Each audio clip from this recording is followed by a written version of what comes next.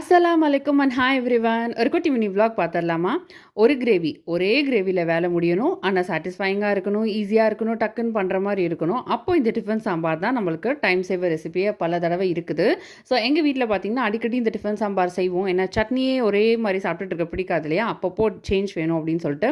So idli தோசையோடு சேர்ந்து இந்த சாம்பார் சாப்பிடும்போது அவ்வளோ நல்லாயிருக்கும்.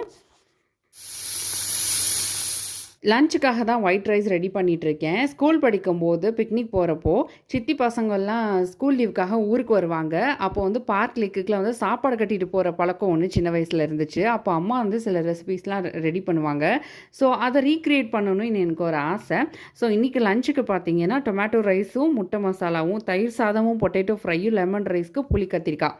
இன்றைக்கி வந்து ரொம்பவே சாட்டிஸ்ஃபைடான ஒரு லன்ச் மெனு தான். சூப்பராக சாப்பிட்டு முடிச்சாச்சு.